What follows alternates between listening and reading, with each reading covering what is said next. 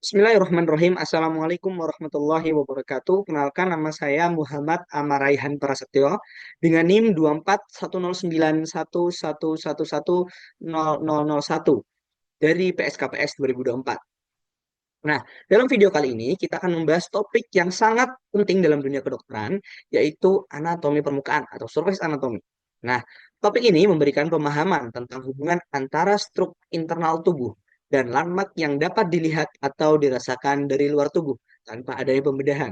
Nah, anatomi permukaan sangat esensial dalam pemeriksaan fisik, diagnosis, dan berbagai tindakan medis seperti pemasangan kateter, injeksi, serta prosedur operasi minimal invasif. Nah, materi ini disusun agar dapat membantu kita semua memahami bagaimana setiap struktur tubuh dihubungkan melalui titik-titik referensi eksternal. Mari kita mulai dengan dasar dari semua pembahasan anatomi, yaitu kita harus tahu bagaimana posisi anatomis dan terminologi yang digunakan. Oke, kita lanjut ke slide berikutnya, yakni posisi anatomis dan terminologi dasar.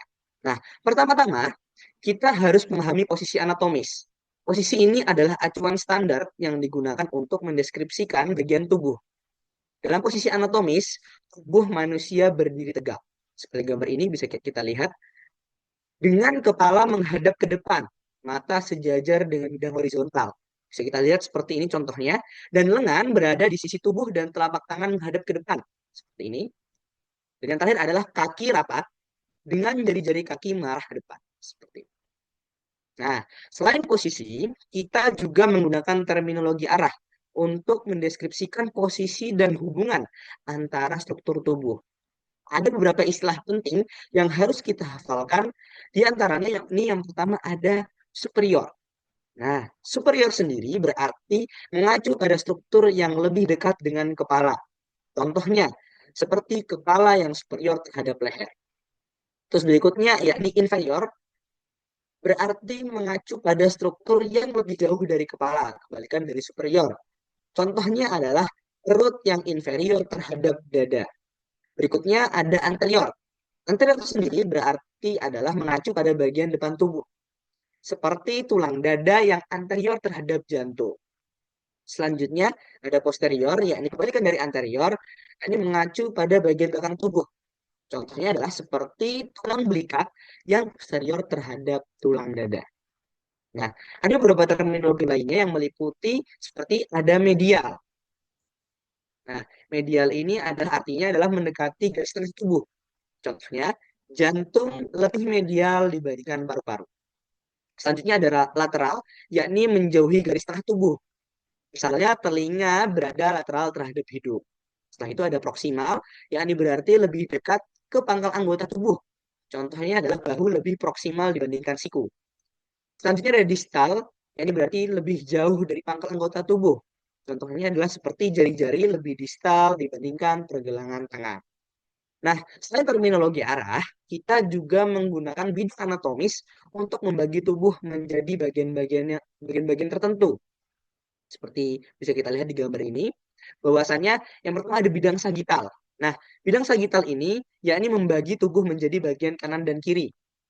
Selanjutnya ada yakni bidang frontal yakni adalah membagi tubuh menjadi bagian depan dan belakang. Selanjutnya ada bidang transversal. Bidang transversal sendiri berarti membagi tubuh menjadi bagian atas dan bawah. Nah, sebelum kita masuk, kita sudah belajar bagaimana terminologi dan posisi anatomis yang benar. Kita masuk ke anatominya. Nah, di sini kita akan menggunakan bahasa regio. Regio sendiri berarti daerah. Di anatomi ada dua, yakni aksial dan apendikular. Aksial sendiri berarti inti tubuh, sedangkan apendikular adalah tambahan dari inti tubuh itu sendiri. Nah, apa saja bagian inti-inti tubuh? Yang pertama ada kepala leher, yaitu ada dada dan perut, dan yang terakhir ada panggul. Nah, kepala kepala sendiri dan yang lainnya memiliki bahasa latinnya masing-masing. Kepala sendiri bahasa latinnya adalah caput, sedangkan leher, kolum, dada, toraks, perut, domen, dan panggul pelvis. Nah, itu adalah bagian-bagian anatomi aksial. Sedangkan apendikular adalah bagian tambahan, ya seperti tangan dan kaki. Nah, Setelah kita memahami itu, kita lanjut ke regio kaput, yakni kepala dan leher. Kaput dan kolum, yakni kepala dan leher.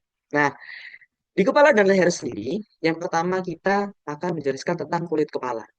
Nah, kulit di bagian kepala memiliki banyak folikel rambut untuk melindungi otak dari paparan sinar matahari dan trauma fisik.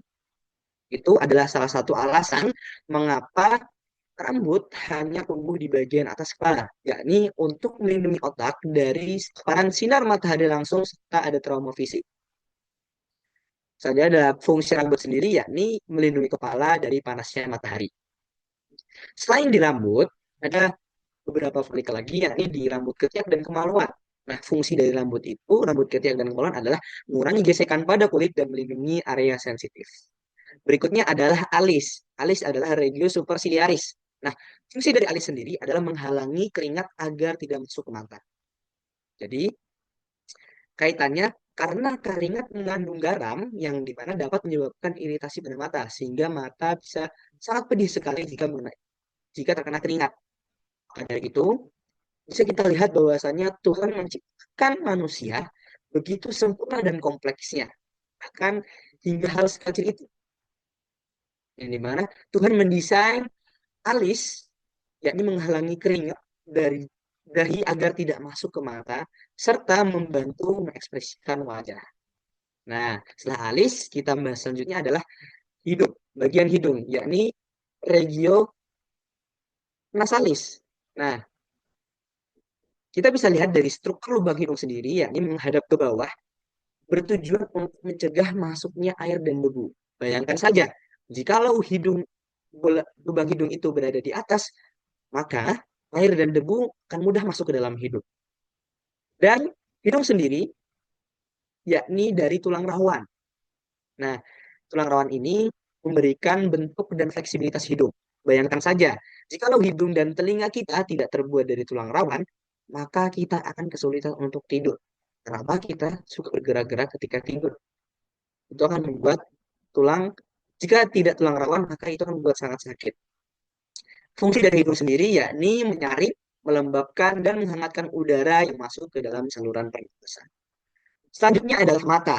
Kita akan membahas mata, yakni regio orbitalis. Nah, di mata sendiri ada beberapa struktur penting yang akan saya sebutkan. Yang pertama ada sinus thalmicus, yakni rongga di sekitar bola mata yang melindungi mata.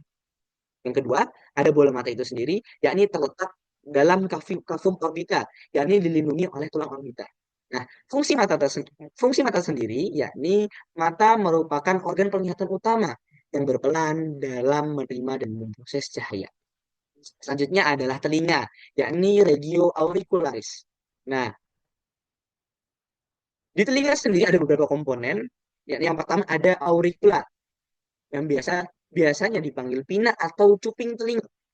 Nah, cuping telinga sendiri memiliki fungsi, yakni mengarahkan suara ke saluran telinga.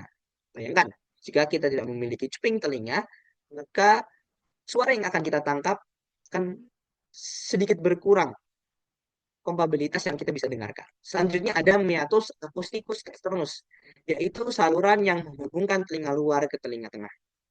Dan masih banyak banyak lagi selainnya. Nah, selanjutnya frekuensi pendengaran. Nah, manusia faktanya hanya dapat mendengar frekuensi antara 20 Hz hingga 25 Hz. Selanjutnya kita akan masuk ke bibir, yakni regio oralis. Nah, bibir sendiri yakni memiliki labia superior dan inferior, bibir atas dan bibir bawah. Nah, bibir atas dan bawah berperan dalam berbicara, makan, dan ekspresi wajah, sehingga bibir juga sangat sensitif terhadap sentuhan. Selanjutnya adalah leher. Nah, di leher sendiri ada regio coli. Nah, di leher sendiri ada berbagai macam struktur penting. Yakni ada fossa supraclavicularis, yang dimana area di atas klavikula tempat palpasi kelenjar getah bening. Nah, yang kedua ada arteri karotis, yang dimana terletak di sisi leher, penting dalam pemeriksaan denyut nadi. Ya, itu adalah regio di kepala dan leher. Regio kaput dan kolum. Selanjutnya kita akan membahas tentang regio toraks, yakni dada. Nah, regio toraks sendiri berisi jantung dan paru-paru. Dia dilindungi oleh tulang sternum dan tulang rusuk. Nah, fungsi dari tulang sternum dan tulang rusuk adalah melindungi organ vital dan mendukung proses pernafasan. Nah, selain itu ada selanjutnya adalah perut, yakni regio abdomen. Nah, di regio abdomen tersendiri ada berbagai macam eh, organ-organ penting, yakni letak-letaknya. Nah, selanjutnya ada regio abdomen. Nah, abdomen terbagi menjadi 4 kuadran untuk memudahkan identifikasi organnya. Kuadran kanan atas berisi hati dan kantong empedu. Sedangkan adalah kuadran kiri atas, yakni berisi lambung dan limfa. Kuadran kanan bawah, yakni mengandung usus buntu dan bagian dari usus halus. Yang terakhir ada kuadran kiri bawah, yang dimana mengandung kolon dan sigmoid. Nah, organ-organ seperti ginjal dan limfa dapat diproyeksikan pada permukaan tubuh untuk membantu pemeriksaan fisik. Misalnya, palpasi abdomen dapat membantu mendeteksi pembesaran hati atau limfa.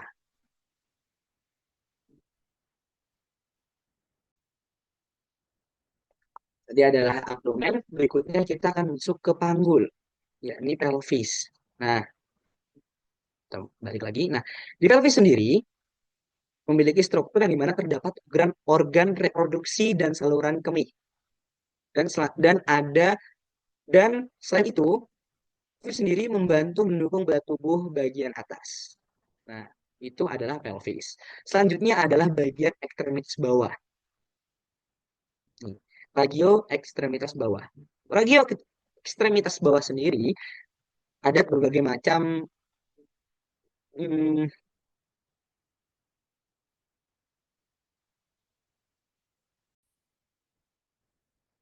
ekstremitas bawah sendiri memiliki berbagai macam bagian. Yang pertama ada regio femur atau paha.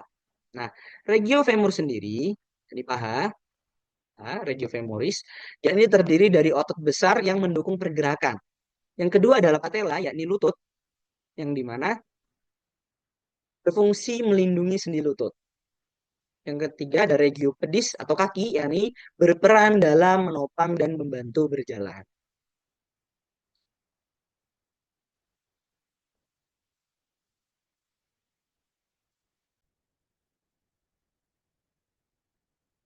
Fungsi dari ekstremitas bawah sendiri yakni mendukung berat tubuh dan memungkinkan pergerakan seperti berjalan dan berlari.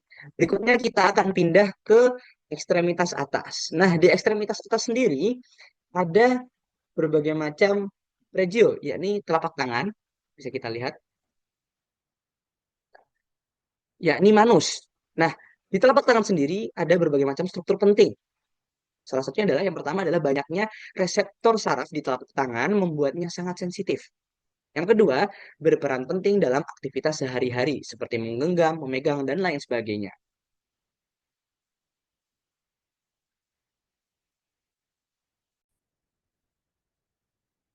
Nah, setelah ekstremitas tadi, setelah ekstremitas atas tadi, ada bagian selanjutnya yakni punggung, yakni regio dorsalis. Nah, di regio dorsalis sendiri ada beberapa landmark penting. Yang pertama ada tulang belakang, yang dimana melindungi sumsum tulang belakang. Dan yang kedua ada otot trapezius, yang dimana mendukung gerakan bahu dan punggung.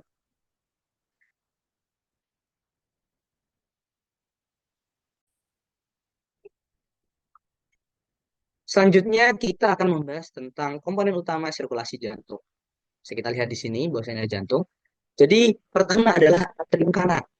Nah, atrium kanan menerima darah kaya karbon dioksida yang dimana dari seluruh tubuh melalui vena cava superior dan inferior. Setelah itu melewati ventrikel kanan memompa darah ke paru-paru melalui arteri pulmonalis atau oksigenasi. Terus ada atrium kiri yang dimana menerima darah kaya oksigen dari paru-paru melalui vena pulmonalis. Dan terakhir ada ventrikel kiri, yakni memompa darah kaya oksigen ke seluruh tubuh melalui aorta. Mungkin itu saja dari saya. Kurang lebihnya mohon maaf. Sekian. Wassalamualaikum warahmatullahi wabarakatuh.